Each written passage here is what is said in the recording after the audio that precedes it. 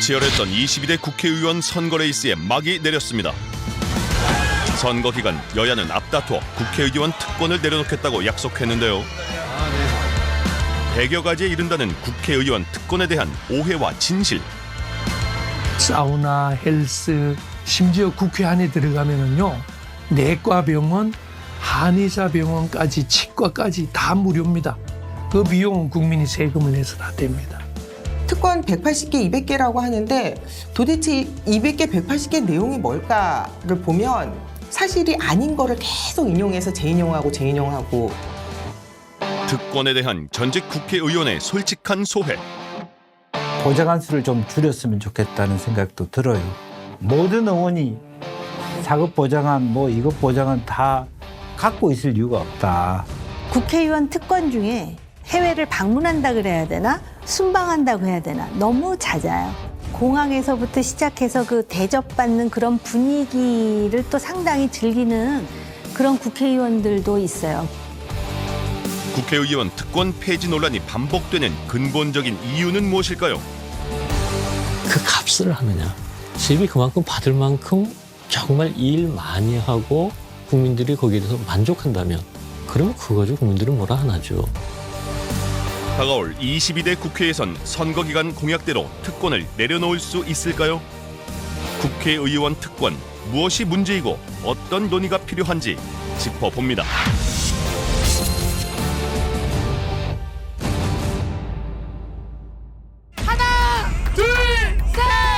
무대에 올라온 시민이 장벽 모형을 힘껏 내리치자 환호가 쏟아집니다. 마지막입니다. 면책 특권, 보좌관 9명 등으로 구성된 국회의원 특권 장벽이 하나씩 무너지는데요. 22대 국회의원 선거 운동이 한창이던 지난달 31일 시민들도 거리로 나섰습니다. 국회의원 특권 폐지 헌법 개정을 위해 모인 만여 명의 시민들은 특권 장벽을 무너뜨리는 퍼포먼스를 펼치며 헌법 개정을 촉구했습니다. 표를 달라고 했을 때의 인상과 그 다음의 인상들이 너무 다르다. 저는 감옥에 가 있는데도 월급을 받는 게 가장 큰 문제라고 생각하고요. 22대 총선을 앞두고 여러 시민단체에선 불합리한 국회의원 특권에 대한 토론회와 특권 폐지를 촉구하는 권리대회, 서명운동 등을 펼쳤는데요. 1년 5개월 동안 200개 도시 5만 명의 시민을 만나면서 거리 투표를 받았는데 91%가 밥값을 하지 못한다고 했어요. 국민에게 이렇게 절하고 고개 숙여 얘기하면서 국민을 위해서 하겠다라고 말을 하지만 그렇게 하지 않는 모습들을 보면서 이제 더 이상 믿지 못한다. 자신들이 누리고 있는 특권을 먼저 내려놔라. 그때서야 정말 이 국민들과 같은 선상에서 국민을 바라보고 국민을 위해서 일을 하는 그런 국회의원이 되지 않을까 생각이 듭니다. 선거를 앞둔 정치권에서도 국회의원 특권 포기가 뜨거운 감자로 떠올랐습니다. 불체포 특권 폐지, 성과급제 도입 등 여야는 한 목소리로 국회의원 특권을 내려놓겠다고 선언했는데요. 이와 같은 국회의원 특권 포기 공약, 이번 총선뿐만 아니라 선거철마다 단골로 등장하는 의제입니다. 이제 국회에 대한 국민 불신이 되게 높죠. 그리고 이제 정치가 양극화되면서 정치 혐오도 되게 심해지고 있고, 그래서 어떤 거를 공약이나 의제로 던지면 국민들한테 지지받을 수 있을까라고 했을 때 이게 되게 좋은 어젠다인 거예요. 국회의원 특권 폐지하겠다. 우리가 다수당이 되면. 이걸 항상 던진다는 거죠. 그러면 동기는 뭐냐면 유권자의 지지 동원이 저는 크다고 생각을 해요. 우리나라 헌법에서 국회의원 특권으로 명시하고 있는 건 불체포 특권, 면책 특권 두 가지입니다. 검찰이 회기 중 현역 의원을 구속하려면 재적 의원 과반 출석에 과반 찬성을 받아야 합니다. 국회의 요구로 회기 전 체포된 의원을 석방할 수도 있는데요. 불체포 특권을 처음 법제화한 건 1600년대 영국에서입니다. 왕의 탄압에 맞서 의회의 독립성을 지키기 위한 조치였는데요. 현재 미국, 프랑스 등 많은 나라가 이를 채택하고 있습니다. 우리나라 역시 1948년 제헌국회부터 불체포 특권을 명시하고 있는데요. 하지만 여론은 좋지 않습니다. 지난해 만 18세 이상 유권자 1000여 명에게 불체포 특권 폐지 찬성 여부를 물었더니 과반이 폐지에 찬성한다고 답했습니다. 사실 국회의원도 똑같은 사람인데 뭔가 잘못을 저질렀다면 똑같이 처벌을 받아야 하는 게 아닌가라고 생각을 하긴 합니다. 국회의원이 직무상 행한 발언에 대해 법적인 책임을 지지 않는다는 면책 특권 역시 논란이 된 지 오래입니다. 면책 특권 또한 불체포 특권과 마찬가지로 영국 의회에서 생겨나는데요. 정당한 비판이나 의혹 제기 등 의회의 자유로운 활동을 보호하기 위해 여러 나라에서 도입했습니다. 하지만 이 또한 시대착오적인 특권이라는 지적이 나옵니다. 현재 국회가 소위 막말 국회로 전락했다는 비판이 끊이지 않고 있기 때문인데요. 아니면 말고식의 묻지마 폭로, 고의적인 허위 정보 유포, 인신공격성 막말까지 모두 직무상 행한 발언으로 적용될 수 있기 때문입니다. 그렇다면 국민도 원하고 정치인도 공약했으니 개헌을 통해 불체포 특권과 면책 특권을 없애는 것이 좋을까요? 하지만 입법부의 독립성을 보호하기 위해 헌법상 두 특권은 필요하다는 것이 전문가들의 중론입니다. 더 이상 군정이 다시 들어온다 생각할 수가 없죠. 왜냐하면 이미 이제 민주화가 상당히 우린 진행이 됐기 때문에 그럼에도 불구하고 항상 앞날은 모르는 거거든요. 그런 측면에서 헌법을 건드리면 안 된다. 악용하거나 이용해서 자기의 정치적 목적을 달성시킨다든지 이것이 잘못된 것이다. 이게 일종의 비상 브레이크처럼 평소는 안 쓰더라도 여차하면 쓸 수 있는 그런 것으로 놔두자. 이런 생각을 하게 된 겁니다. 그래서 그 제도의 취지는 아직도 살아있고 서구의 선진국들도 이 제도를 여전히 유지하고 있다. 문제는 불체포 특권과 면책 특권의 악용을 막을 장치가 부족하다는 건데요. 독일은 비방적 모욕에 대해서는 면책 특권이 적용되지 않는다고 규정하고 있고요. 미국과 영국 의회의 경우 형사 사건에 대해서는 불체포 특권을 인정하지 않고 있습니다. 우리나라도 특권의 인정 범위를 제한하거나 보완 장치를 마련해야 한다는 지적이 나오는데요. 이 제도의 취지가 개인의 비리를 갖다 덮기 위한 게 아니라 이 의회 정상적인 운영을 저해하는 경우를 막기 위한 거잖아요. 그렇다면은 이 체포동의안을 처리하면 이 국회 운영에 어떤 문제가 생기는지 이걸 반드시 검토하고 거기에 대해서 이제 서면으로 기록을 남기도록. 독일의 연방 의원과 한국의 국회의원을 비교해 봤을 때 한 가지 차이점은 독일의 연방 의원들은 어떤 그런 정치적인 스캔들이 생겨났을 때 그 대한민국의 국회의원들의 기준보다 그 기준이 훨씬 더 엄격하다는 것이죠. 어떤 문제가 생기면 그 문제가 명확한 사실이라면 대부분 바로 사퇴를 하게 됩니다. 연방 의원의 불체포 특권 문제나 면책 특권을 가지고 이렇게 장시간 사회에서 문제가 된 거를 본 적이 없어요. 헌법에 명시된 이 두 가지 특권 외에 국회의원이 받는 수당, 다양한 지원과 혜택에 대해서도 부정적인 인식이 팽배한 상황입니다. 국회의원에게 지급되는 보수, 세비라고 부르죠. 올해 1.7% 인상돼 1년에 1억 5,700만 원, 한 달에 약 1,300만 원 정도입니다. 한동훈 전 국민의힘 비대위원장은 총선을 앞두고 국회의원 세비를 국민 중위소득 수준으로 줄이자고 제안한 바 있는데요. 민주당 이탄희 의원은 이번 국회에서 세비 절반 삭감을 주장했는데요. 국회의원이 구속 수감될 경우 세비 지급을 정지하는 법안을 발의하기도 했습니다. 이 외에도 21대 국회에서 발의된 세비 관련 법안만 14건, 주로 회의 불출석 시 세비를 반납하거나 삭감하겠다는 내용입니다. 국회의원 세비에 대해 따가운 눈총이 따르는 데에는 여러 이유가 있습니다. 그중 대표적인 것이 세비를 국회에서 정할 수 있다는 셀프 인상 논란인데요. 국회의원의 자기들이 셀프로 만든 법률에 월급이나 급여라는 표현을 전혀 세비라는 표현도 쓰지 않고 있습니다. 그럼 원래 뭐냐? 수당이라는 표현입니다. 법률 이름이 국회의원의 수당 등에 관한 법률입니다.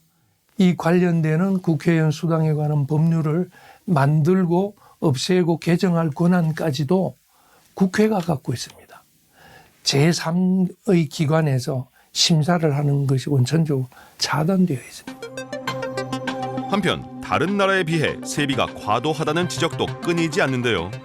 우리나라 국회의원 세비는 1인당 국민 소득의 3.6배 수준으로 다른 나라보다 다소 높은 건 사실입니다. 하지만 국회에 대한 국민 불신이 단순히 세비를 깎는 것으로 해소될지에 대해선 고민이 필요해 보입니다.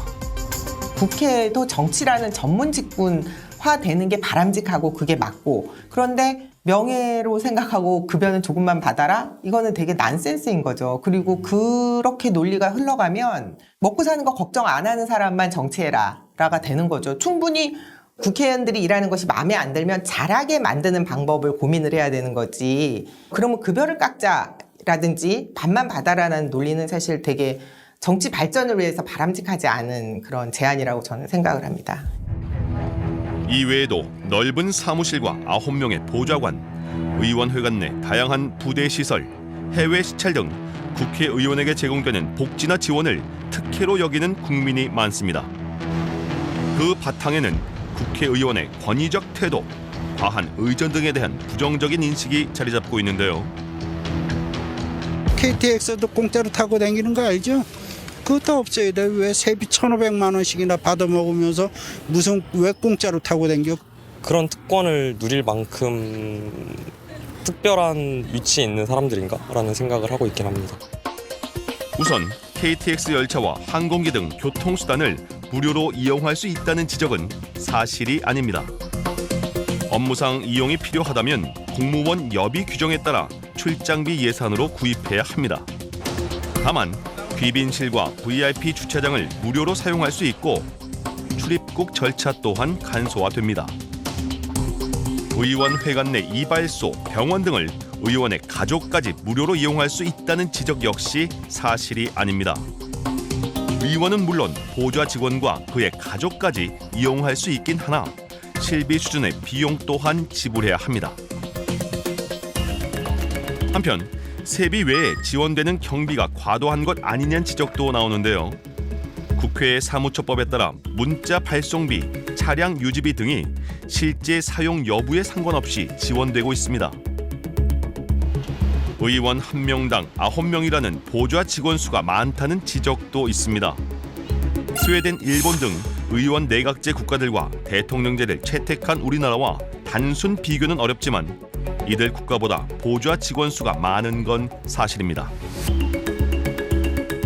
보좌관 수를 좀 줄였으면 좋겠다는 생각도 들어요. 근데 21대 이제 국회가 구성이 되면 각 의원별로 원하는 상임이나 내고자 하는 법안 수요 조사를 해서 비슷한 법안에 관심 있는 사람은 그룹핑을 하고 거기에 보좌관을 집어넣어 주면 되거든요. 모든 의원이 사급 보좌관, 이것 보좌관 다 갖고 있을 이유가 없다. 연 2회 이상 해외 시찰하는 것 아니냐는 비판도 제기되고 있는데요. 해외 시찰이 보장돼 있는 건 아니지만 보통 의회 외교 활동으로 연 2회 정도 나가고 제외 공간에서 국회의원의 출영, 환송과 공식 일정 주선 등을 지원하고 있습니다. 해외를 방문한다 그래야 되나? 순방한다고 해야 되나? 너무 잦아요.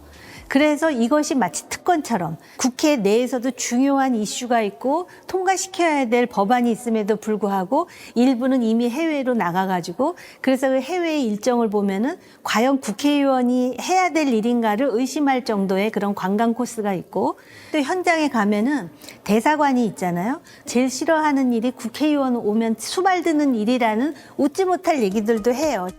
우리나라와 같은 대통령제 국가에서 행정부를 견제할 국회의 역할은 매우 중요합니다. 하지만 많은 국민이 국회의원이 받는 처우나 혜택 등을 특권이라고 여기는 근본적 이유는 무엇일까요? 한 설문조사에 따르면 많은 국민이 가장 신뢰하지 못하는 국가기관으로 국민을 대표하는 대의기구인 국회를 꼽았습니다. 정치 불신의 골이 얼마나 깊은지 보여주는 대목인데요. 이처럼 일 안 하는 국회, 생산성 없는 고비용 저효율 기관이라는 비판에도 이유가 있습니다. 우리나라 국회 법안 발의 건수 20년간 10배 가까이 늘었습니다. 다른 나라에 비해 매우 많은 수준인데요. 하지만 법안 가결률은 10%에도 못 미쳐 다른 나라에 비해 현저히 낮습니다. 던져놓고 보는 식으로 법안을 남발하고 제대로 된 논의나 협치는 이루어지지 않는 겁니다. 통과도 안 되는 법안을 옆방에서 내면 이 방에서도 내고, 그러니까 사실은 똑같은 사안에 대해서 가상자산법만 예를 들면 10몇 개 개인 입법되니까 이거 조정하느라고 시간을 너무 많이 끌어요. 내 입으로 뭘 했다. 통과한 거는 아무 사람들이 모르고 발의한 것만 상하는데 국회가 끝나면 다 없어지는 그런 일을 하고 있어요. 그러니까 뭐 국민들도 도대체 뭘 하는 거냐. 국회에 대한 불신이 정치 혐오로 이어지고 결국 특권 폐지라는 극단적 해법으로 연결되는 상황. 이것이 국회 불신을 해소할 근본적인 해법이 될 수는 없을 텐데요. 국민이 진짜 바라는 건 제대로 일하는 국회, 세금이 아깝지 않은 국회이기 때문일 겁니다. 국회의원 특권 얘기 나올 때마다 일단 특권이 뭐냐, 특권의 범위가 어디까지냐에서부터 다시 얘기를 시작을 해야 되는데, 이 언론이나 이제 일반 국민들 인식하고 있는 특권하고 실제 특권하고의 갭이 너무 커요. 내 급여를 깎는다고 하니까 내가 일을 열심히 해야지 이러지 않잖아요. 그러니까 저는 이 특권 폐지론의 방향이 전 조금 잘못됐다고 생각해요. 불만이라든지 실망이 많기 때문에 의원 보좌관 수도 줄이고 뭐 다 줄이고, 하물며 국회가 뭘 필요해, 국회 폐지해버리자라는 얘기도 나올 정도까지 하니까 불신하는 부분들을 좀 개선해 나가고 제대로 일할 수 있는 부분들은 더 역량을 갖춰주는 게 특히 한국의 대통령제의 특성을 고려했을 때는 더 중요하다라고 생각을 합니다. 예. 다음 달 30일부터 4년간 국민을 대표할 300명의 국회의원이 선출됐습니다. 국민이 이들에게 바라는 점은 무엇일까요? 이번엔 그래도 저번 국회보다 좀 더 성숙하고 합의를 통해서 이루어지는 국회가 됐으면 좋겠습니다. 여야가 어딨어 국민을 위해서 일하는데 당을 위해서 일하지 말고 국민들을 위해서 일했으면 좋겠어요. 국회의원의 입법 활동에 필요한 지원이 크고 작은 특권 논란으로 이어지지 않도록 국민을 위해 열심히 일하는 22대 국회가 되기를 기대해 봅니다. 사실 이 특권 문제의 배경에도 국민들이 국회에 대한 불신, 국회의원들에 대한 불신이 강하게 깔리는 거거든요. 지금 여야 모두가 서로 상대방만 생각할 게 아니라 국민들의 신뢰를 얻으려고 더 많이 노력해야 된다. 그게 모든 문제의 근본적인 해결이다. 공약들을 많이 합니다, 선거 전에는요. 근데 이제 그것이 이제 공짜로 돼서 이제 공약이 돼버리는데, 텅 빈 약속이 돼버리는데 말이죠. 22대 이제 국회가 구성될 때 국민 앞에 다시 한번 약속한 것을 국민 앞에 한번 다시 한번 선언해야 된다.